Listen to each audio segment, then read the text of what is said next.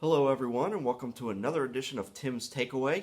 Happy Super Bowl day. Looking forward to that big game tonight between the Chiefs and the Buccaneers. Hope it's a good game, and of course, since I'm a Michigan fan, obviously gonna pull for Tom Brady and the Buccaneers in that one. But love Patrick Mahomes too, so hope it's a great game, and hope everybody enjoys it. Gonna get started this week with some lacrosse action. And it was a big week for some lacrosse teams.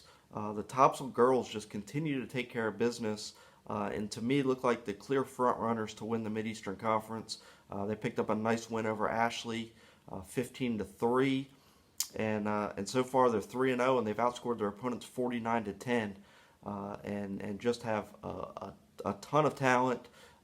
Tatum Riggins is a new addition that has a team leading 13 goals. Lillian Austin's off to a great freshman year. She's got 9 goals. Then you got Riley Nee, who's a sophomore, and Kate Matuza, who's a senior. Both have 7 goals. So lots of talent for the Pirates, and look for them to continue to play well and potentially make a deep run in the postseason this year. They obviously have a big one still up with Hoggard, but the Vikings don't look like they have in the past. At least early, they've already suffered 2 losses, and so it looks like Topsail is the team to beat in the conference this year. Speaking of the Vikings, they owned a 23-match winning streak over Laney dating back to 2010, which was when the High School Athletic Association sanctioned girls lacrosse, and made it it went from a club to being an actual sanctioned sport, and they started having state championships. So dating back to 2010, Laney had never beaten Hoggard. They had lost 23 straight, but that all ended this week as the Buccaneers were able to get a 14-7 victory at home. So congratulations to the Buccaneers. I know they have a handful of seniors that are college commits, so they're a talented team, and they've kind of been waiting for this moment and building towards this moment. So congratulations to Coach Keith Perry and the Buccaneers on picking up that victory. Laney's sitting in a good position right now. They have 1 loss, but it came to Topsail in the first match of the season. So they'll get another chance at the Pirates, and if they continue to play well, I think that match could be closer than the first one was. Obviously, it's tough in season openers just because you haven't had a whole lot of time to practice, or you've only been doing practices. You haven't had games against anybody else, and normally there's a non-conference to kind of get out some of the jitters and some of the early season mistakes. Laney didn't get a chance to play those non-conference games, so they had to jump right into the fire against, like I said, a really talented Topsail team, and suffered a pretty lopsided loss. But be interesting to see when those two teams meet the second time how it plays out.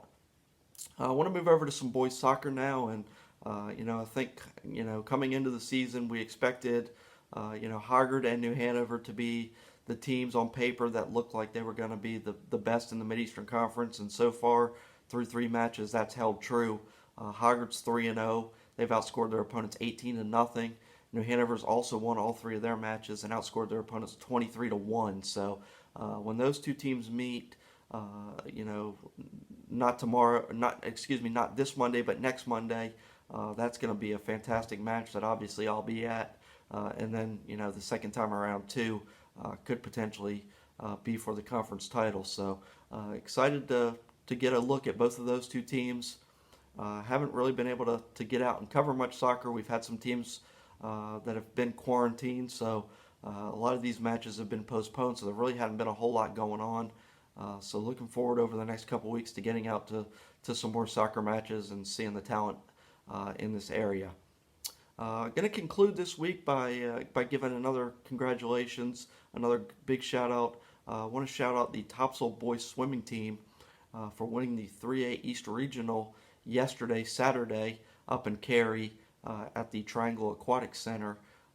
The Pirates, did a great job, and Chase Davis is one of the best swimmers in this area, and he showed it at the regional by winning all 4 events he competed in. That's not easy to do at any meet, let alone a regional meet where you've only got the best swimmers in the East competing. So congratulations to Chase. He's a Lees McRae signee, and they got a great a swimmer coming and a great young man coming their way once he's finished with his high school career. So he won the 200 freestyle, completely dominated the 100 backstroke, won by 10 seconds, which is just a crazy margin of victory. If you've ever seen, 100 freestyle in anything, it's tough to win by 10 seconds. So the fact that he was able to do that, pretty impressive. He swam the backstroke leg on the 200 medley relay, and then was the anchor leg on the 400 freestyle relay. So Topsail, had some other qualifiers, and there'll be plenty of swimmers from this area heading to states next week. The 4A meet was held. The 4A regional meet was held on Friday night, and we had a lot of great swimmers compete there.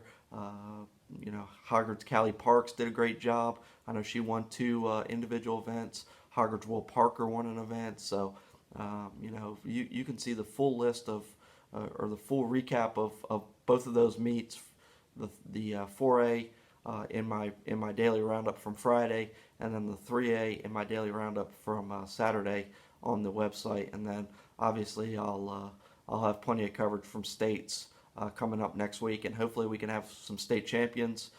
And as always, if there's ever a state champion, I make those articles free. So hopefully we'll have some state champions, and everybody will be able to read those articles, not just subscribers. Again, if you haven't subscribed, please go ahead and do that. Really appreciate all the support. Posted last week that I was able to reach my all-time high of subscribers. So just want to spend a minute and thank everybody that already subscribes. Couldn't do this without you.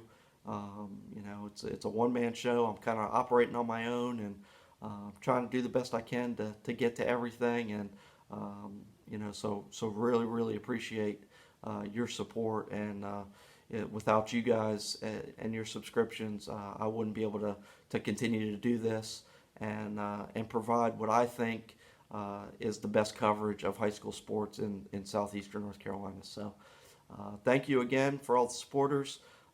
If you support me but don't subscribe, I still really appreciate it. Thank you for following me on Instagram, Twitter, and Facebook, and liking all those posts. And if you ever see me out at a game or a match, please feel free to come by. I love to meet everybody and have a little conversation with you. So hope to see you out there, and hopefully we can get past this quarantine and we can get some more fans out there than just the 25 indoor and the 100 outdoor.